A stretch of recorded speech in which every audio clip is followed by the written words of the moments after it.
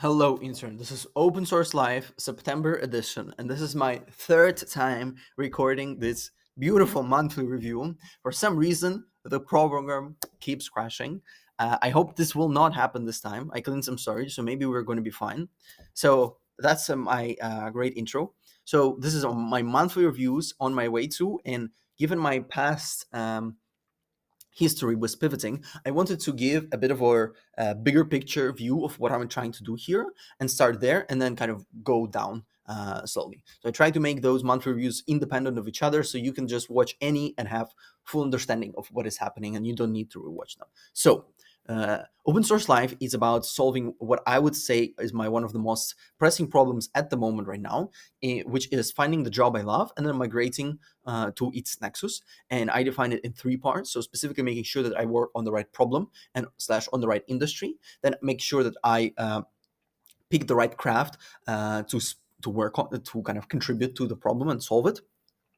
That is, significantly contributes to the problem, that applies to my natural aptitudes and strength, that I also enjoy doing during the day, and so on.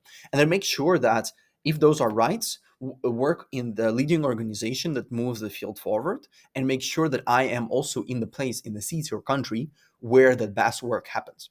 And given this framing of the problem, my leading guess of what that is now is working as a superintelligence as a machine learning researcher in a top Silicon Valley AI company, and that will take around the year and a half from where we stand now. All right, and of course, this is the different to the gas of longevity I've been making. It's similar to Silicon Valley, regardless, but we'll talk about that also in a second. So structure will be similar as always. We'll talk about what is the strategy of how I want to get there from where I am right now. What are the main risks to that strategy? What projects I'm betting on and working on right now? And then, how did the past months, what I was doing in the past months as I was recording this, how did exactly the past 1 month went, what I'm planning for the next one. And we'll wrap it there with goals and mistakes and learnings. Whew. Swiss fucking watch strategy, my favorite strategy. So basically, the main part of the strategy is that I have to make explicit guess of what is the problem and what is the craft I want to work on. And you always start with the problem because one of the variables or criterions for my craft is that significantly contributes to the problem. So you always start with the problem. Of course, it also needs to apply to my natural aptitude. So some of the crafts are pretty shaped by what I am and what I like to do during the day, but it's also highly shaped by the problem. So you always start with the problem. So once you explicitly say what are my criterions for what is the problem, what is the craft, then you guess, then you stress test those guesses as much as possible. And once you feel confident in those guesses, you double down and pursue further them. You learn about the problem, you learn about the craft more and more, and eventually, once you build up those knowledge and craft capital, you're able to do ambitious personal projects which move your frontier forward of what you think is what are your limits and so on, and you share it with others. So you're doing something that is actually useful for others, and you share it, and good things happen from that. I've seen that happen before to me. And you do that repeatedly enough where you actually move the field forward. You actually know the problem you're working on, and you actually know about, you're actually good at your craft. And once you do that enough of times, you move to the right team and the right place, and everything else is easy. Um, so if getting the guesses right is like explore part, this is more of a exploit part. And to do that, basically, for my case, I need to live as frugally as possible. Hopefully, earn some money from the projects I'm doing on the side that doesn't take a lot of time, or from some fellowships and raise some funding there. So cockroach is my spiritual animal for the moment, and for it will be for a while. And I had to learn how to live as frugally as possible and optimize for that, and kind of even get joy in seeing how frugally I can live. And that certainly was not the way I was thinking before, and just not raised like that. And then make sure that also my visa are correct. I'm from Ukraine. I live in the Netherlands right now, so I need to make sure that my NL visa stays good. I have orientation visa and then get NL passport. And then also make sure that I'm betting the projects when I'm doing the personal ambitious projects that help me to get O1. Because if we're going to US, we need O1, and we need to make sure that those projects tackle specifically the criteria for O1 and to get there. That's a strategy. So Let me save that first because I don't want to redo it. Okay. Okay, I feel confident continuing now. We're gonna, mitigate the risks of a recording of this session. So, what are the main risks for my strategy? Basically, the main risks is just choosing the wrong guess, and basically pursuing the wrong guess, and doing that for long enough where you waste 8 months pursuing something wrong. That exactly what what has happened with longevity. Um, Basically, I had a guess of longevity, and from that stemmed the guess of being a longevity researcher. Um, the issue was that I did not have a clear criterion for how I choose what problem to work on. I had like a broad views, but it was fuzzy. And I like longevity for the reasons that I don't think are the most important in what I want to work on, and that's an issue. That's bad. And this is exactly what happened. And so, talking about how I want to kill this type of risks is exactly how I kind of think through this problem. You specify what is your goal, what exactly you want to do. Let's say work on like work on something impactful, important, blah blah blah as a problem. Then you say what are exactly your breakpoint, like what is exactly the criterion that defines yes or no, like what exactly is the goal, and you need to clarify it more. And I did not have that. I just had like I want to work on something important and impactful, and longevity seems like a great idea. And if I think very clearly about what is the criterion I want to use to choose what to work on, the criterion is, for me, what is the most likely existential risk for me or humanity in the next 5 decades. And 5 decades, because this is plus minus the attention span I have and the time frame I'm thinking on at the moment. Because, well, uh, unless we solve longevity, and unless I'm become in love with motorcycles and do a lot of motorcycling or some other this type of sport that's really dangerous, let's put it like this is the amount of time I will live, right? And let's just uh, think in this time frame. I can also see how I can imagine easily the worlds where we solved longevity and so on, and you need to think of hundreds and thousands of years. But for the sake of the conversation right now, plus minus 5 decades. And then the question is, what is the most likely existential risk for me or humanity? So realizing that it should not just be about humanity but also about me is important. And I think that what is lacking, let's say when Elon talks about what he wants to work on, um, I think, yes, it's important to make sure that humanity doesn't die out, and I think it's also not that wrong to make sure that you don't die out and also think for yourself and like care for yourself as well. So I do care about both humanity and myself, and yeah, I think it's like if you care, you want to mitigate the existential risk of humanity, but not for yourself. It's a bit of a misjudgment of risk assessment. Um, and yes, and so when you put this, what is the most likely existential risk?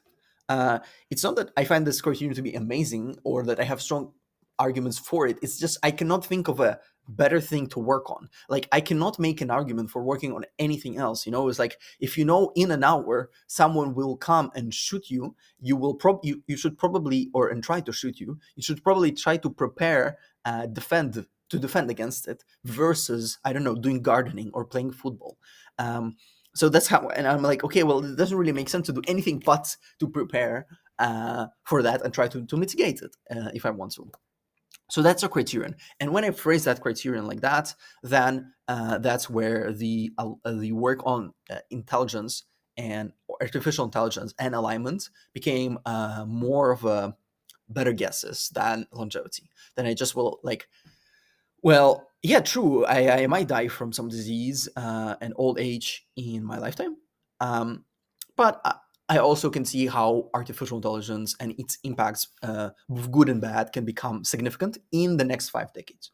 It doesn't have to be next year. ChatGPT is a god or something like this, and that's where I was against it because it was so like hyped and so herd like. But if you put on a 5 decade time frame, then yeah, it's a better case. Um,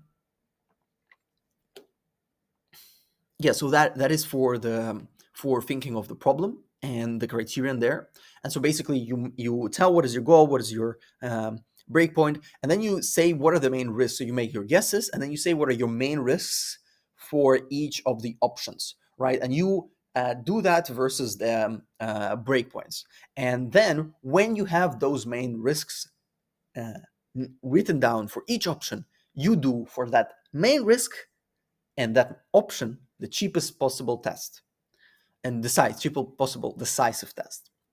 And that's where I finally fucking connected the idea of like how I thought of the main risk, goal, solution, blah, blah, blah. And now I finally put the cheapest decisive test to it. And that's the main learning of this month and the coding projects I did that I'll talk about before in a bit. So like it's third time recording. All right.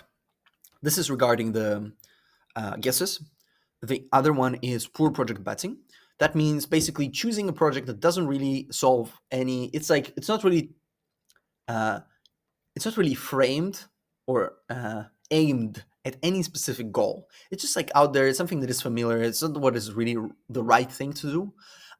You overinvest the amount of time you spend in it. It could have been done faster. You could have scoped it correctly, which would still accomplish what you want to do, but do it like 2 times faster. And just thinking of what is the return on investment, what resources I'm investing, and what exactly I'm getting out of them, and just being explicit about them is important. Otherwise, you pursue projects for way too long, which are not that impactful, not that useful, and that's one of the main risks. And the a bit of a more obvious ones are, again, poor budget management. Make sure I know what I'm spending, what I'm earning. Make sure I have some specific plan for raising additional funding or earning from the projects.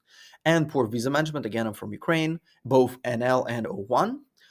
And the last one, but certainly not the least, anytime you do this long projects which are pushing your current capabilities, like psychology and burning out are very, very important. I'm still do not know.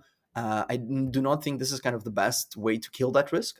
Managing expectations is very important, and knowing that finding the job you love is usually not. It never happens. Usually, people do not talk about their job as like the best thing in the world, and that they deeply love. And this is very hard. And so, first, having managing expectations does not supposed to take like 6 months. This can take 2-3 years, and it still cannot happen. So people can take decades and not get it. And if you explicitly try to solve for it, it might take longer than 2-3 years. But at least have a plan for the next 2-3 years and know that it takes much longer. It's a good start, but I think there is much more. Managing psychology is something I still have to learn and still a point of improvement for myself. And the way I think about it, it's not like, let's say, your skill level at, I don't know, let's say playing chess is like 2000 elo, right?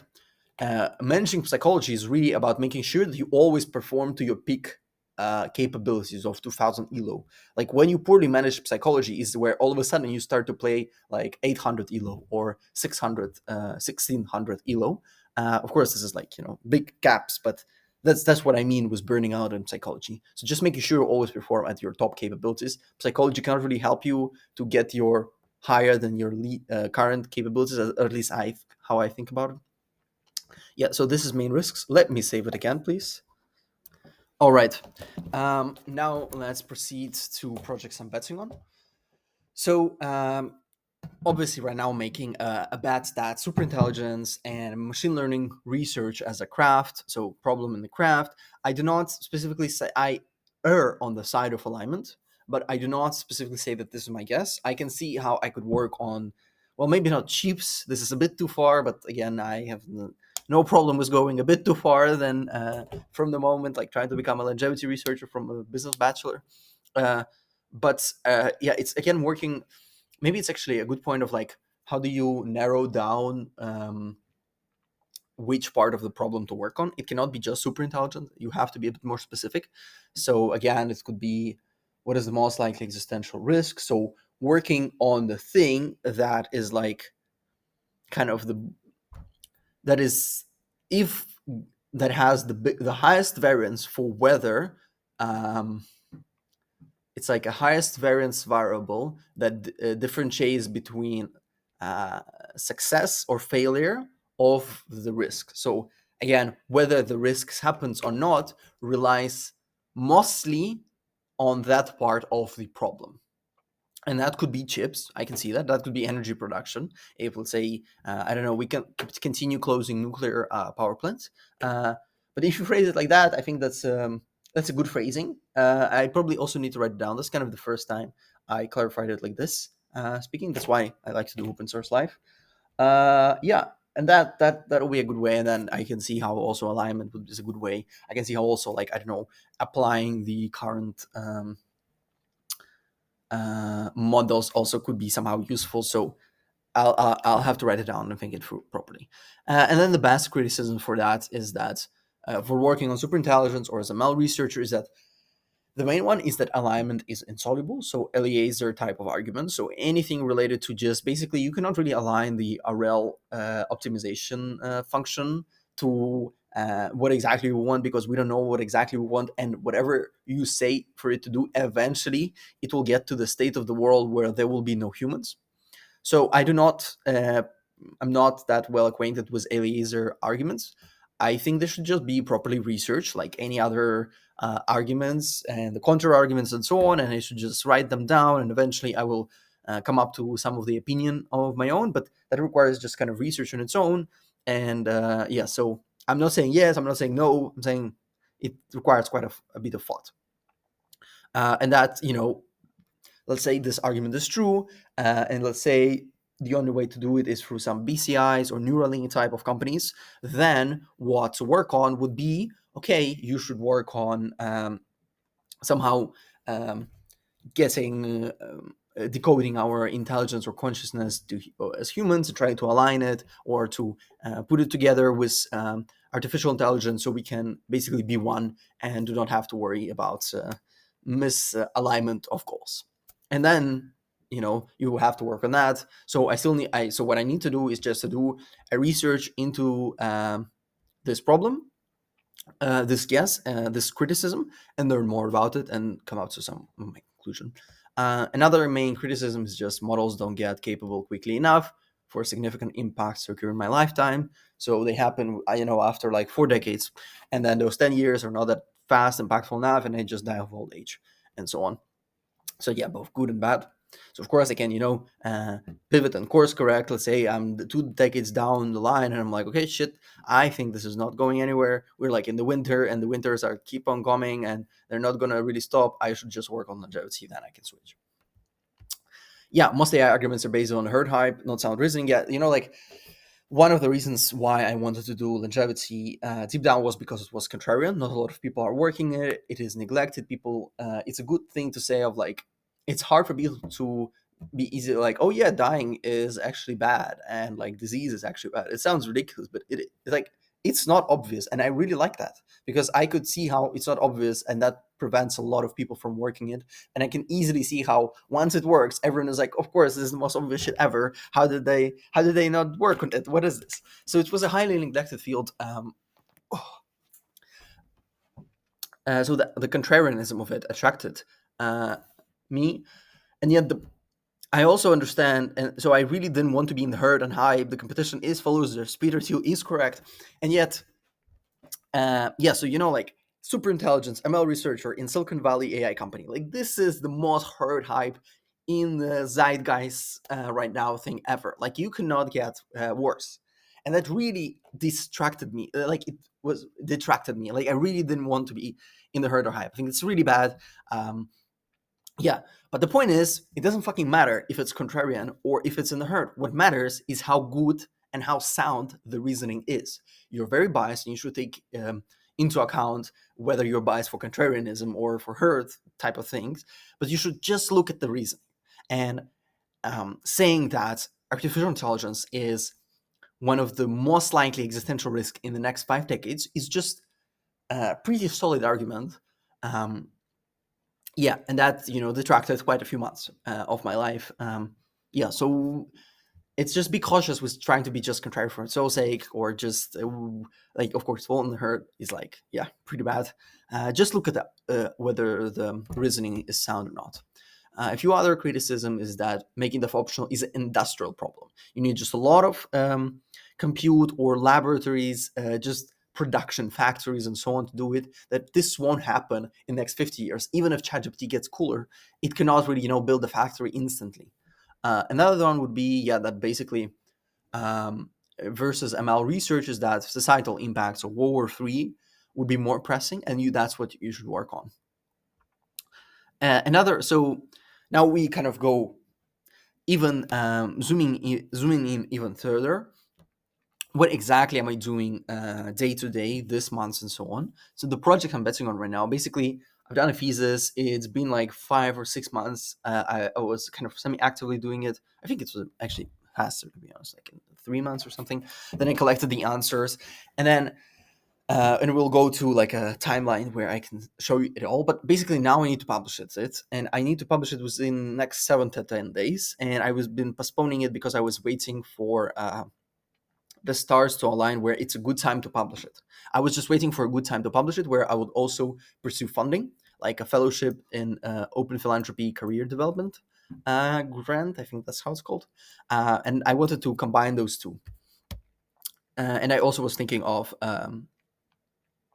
emergent ventures, but I think now if I'm pursuing superintelligence ML research, I just need to publish this because I think it's also actually is useful for the industry and actually is a good research and actually does provide an interesting insight that must be taken into account when we generate solutions for longevity. So I want to publish it. I want people to know about it and take into consideration. So even though it's not ideally now aligned with what I want to do, I want to get it out in the public because I do want just for people to solve the problem of longevity and help them. So I'm going to spend 7 to 10 days about it and try to not overkill it, but just also make it worthy of remark and make it well. Yeah, I spent so much time on it. I think it's genuinely good research. Just make sure that the medium and the publishing is right of it, that people can notice the idea behind it. And this is one of the main learnings I had this month, which we'll talk about in a second. So we're recording 8th of October, and that's where I'll publish it. The thing is, it's not 1st of October because one of the goals I had for October is also to make sure that kind of do online gardening before I pursue funding. So just publish some of the essays I was holding for a while, just make sure it looks nice, the website, the Substack, and I migrated to Substack, and that took basically 7 days. So it also would be, do a bit of online gardening, or at least that's how I call it. So it's a bit late, but it's all kind of closer to the plan of what I wanted to do anyways this month.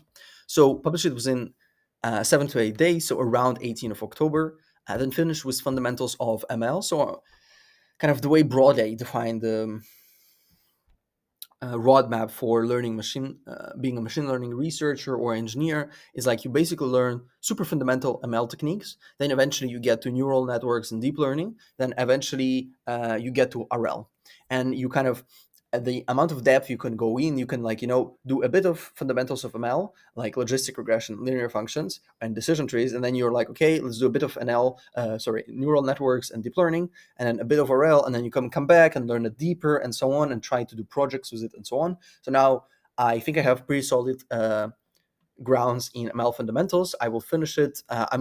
Instead of courses like Andrew Ng, I much more liked hands-on ML book and just any other book.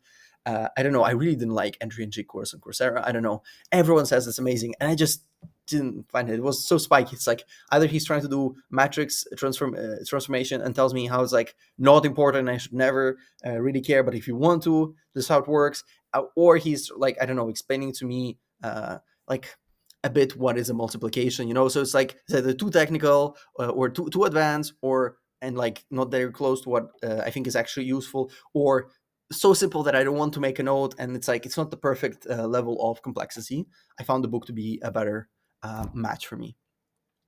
Once I'm done with the first part of the book, and that will be by the end of the October, next month I'm going to pursue basically finally the deep learning part or the neural networks and go there into more depth. Financially, I have savings. Yeah, so for this month, we'll live till around mid of October. Once I release my thesis, I will instantly apply for the fellowship and hopefully get it. If I don't get it, there are a few other plans I could pursue, but that's what I'm betting on. I will have to apply for an L visa in the 1st of November, get it for the next year. That's pretty settled. And then think of also how to plan it with NL password, but that's later. And I'm betting on open source lives that coming here every month and talking about exactly how I see this whole project playing out is useful. And I think it's pretty useful. Let me save it again. Right. I'm happy to share. I recorded the last part and it didn't save it, but that's okay. It's not as bad as not recording the last 25 minutes. I'm going to persevere for that thing. Like, this is now personal. So we talked about the projects I'm betting on. I rehearsed, well, because it didn't save, the goals and the mistakes I'm doing, so let's repeat that. Basically, the main goals for the October is to publish the thesis I am working on and do this within 7 to 10 days and do this fast. I was waiting a while because I wanted to get the moments right where I would be pursuing um, um, outside fellowships and funding and then publish it before that, so you have a bit of momentum. But now I'm not going to work on longevity. But I still think the thesis is doing an important work, and I still want to get it out. Um, yeah. Ooh, I'm. What is this? Okay, some Figma stuff. That's fine. Yes, so now I'll just get it out and applies for fellowship. For funding, it would be a different type of funding, but that's okay. And also, I think it's just an important type of work that should be out there, an important type of research for the field, and move it forward. And once I'm done with that, instantly apply to the fellowship, keep the momentum going. It also takes 6 weeks. I do not have that much cash to go for, so I want to be fast with it. Once it's done, by the end of October, finish fundamentals of ML. So the way I think about machine learning and kind of the way I see broadly the roadmap and just the general map of machine learning is that you start with fundamentals of ML, like logistic linear regressions, decision trees, and so on, gradient descent. You understand those, then you move on to neural networks and deep learning, and then you go to RL. And like, of course, you can choose not to go to either of the parts, blah blah blah. You can, of course, kind of do a little bit of here, a little bit of there, a little bit of there, then come back and learn it deeper and so on. But I kind of have a good understanding of fundamentals. I want to move on now further for the neural networks by the end of October, and I'm doing that based on the hands-on machine learning handbook. Okay. All right. Yeah. If I believed in gods, they're trying to fuck with me. The how's it called? The security guy came. It's too late. I should have been out. So we must record this. Open source live will be recorded. This is personal. So let's finish it. With the goals, we're clear. The KPIs are work more than 240 hours and spend less than 1.1k of euros. Okay, goals are done. Let's talk mistakes, and let's just quickly recap what was the timeline before. Mistakes. The main mistake is not Medium is the message, but the block MCP.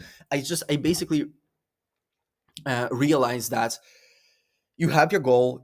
So it's just I clarified my mental models of how to think through problems. Is you have your goal, you have your breakpoints, you make your guesses, you then can even write down your main risks and try to think of how to kill them.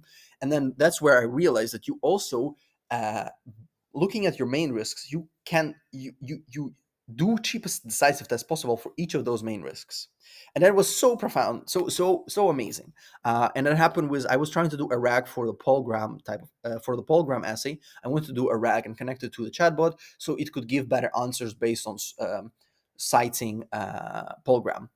And then you can ask, okay, so here's the goal. Then you can say, okay, one of the breakpoints is that it's meaningfully better than just asking ChatGPT or Claude of like, oh, what would Paul Graham say about this, right? So it has to be like at least 1.5x better, 2x better. Like we're not trying to build a $1 billion company, so it doesn't have to be 10x better, just a few x better.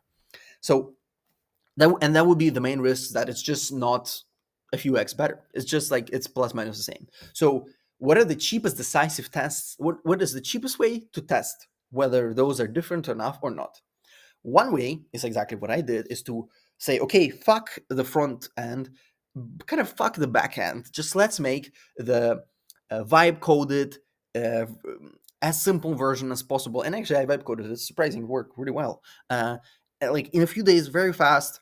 Connect, get those programs essay, make embed them, make a RAG on them, connect them to the chatbot through the MCP, and just like in VS Code, super rough, and just ask it some questions, and then compare those questions to Perplexity, Claude, Grok, Gemini, fucking anything, right? Compare them and see if they're different. That's one cheap test. But even a fucking cheaper test would just be to do a Perplexity search. When I realized that was so profoundly painful and also amazing, because you can just do a Perplexity search and see that it's not, you can't really do much better than that. There's no meaningful improvement I can see. They're already kind of citing the paragraphs, because Perplexity or any web search LLMs do, they are basically a RAG over whole internet. And when I realized it, it's also I was watching the CEO of Perplexity, or the founder of Perplexity, uh, giving like presentations like when he was just starting out the first few years, and they were sites, and they were literally in his presentation so comical because he was literally like, "Oh, tell me, what would Paul Graham say about funding?" And he does it like 4 years ago or whatever it is, and he would be like, "Yeah, but ChatGPT cannot say that because they still didn't implement search." And so there was so so funny, comical, painful to see. But I hope I still haven't integrated. I just understood the idea of cheapest decisive tests and how they're important for the main risk. And I finally have this very important, I think, toolkit in how I see the problems and how I work through them. So I'm very happy I acquired it. I still haven't integrated it, but we're going to do this eventually through time. But I'm so happy. This is amazing learning, like one of the best in several months. And the other learning was that Medium is the message. It is not, like, Medium is not the message. That's not correct. Um, I can write an essay, and my essays can be have very different messages. Same goes for a TikTok or a video, but it points to the very correct, important idea. And it's also so stupid because in the library, we see them there. Like in the library I go to next to my uni, there are all those quotes on the walls, and one of the quotes is "Medium is the message," and I read it so many times, and I thought like it's bullshit, like it's not true, but not really. It points to the right idea that, like, Medium might be half of the message. It's like, it's like Coca-Cola, but you can put the Coca-Cola liquid in any type of, like you could put it in a metal box, you can put it in a can, you can put it in a glass box, you can put it in any fucking way.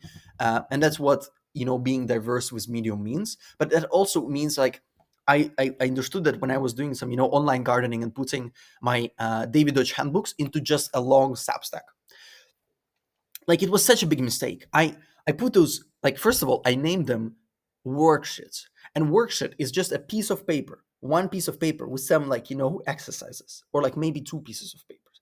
And those are not fucking two pieces of papers. These are 200-page books, fucking books, small books explaining the big books of David Dutch, like explaining, summarizing everything. And I fucking named them worksheets. So first of all, awful fucking branding. Second of all, the medium was horrific. I put them on a random Notion website connected to my personal website where I toggle the questions and answers. Like, this is, I don't know, this is a pretty bad fucking medium if you want a lot of people to reach it and value from the ideas that are there. A much better medium would be at least put it on a long Substack, and I'm also respect to Substack, so it's just like one long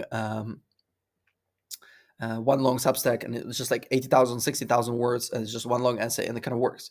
So yeah, those are like books. So first of all, I renamed them to handbooks. Second of all, I put them in Substack so people actually can find them. So much better as a medium. Second of all, yes, I made podcasts. Yes, I make those, but like, how did I not make a 10, 20-minute video that would be like a free blue, one brown, simply explain exactly the same ideas I talked about and so on, but the reach, the distribution being so much bigger.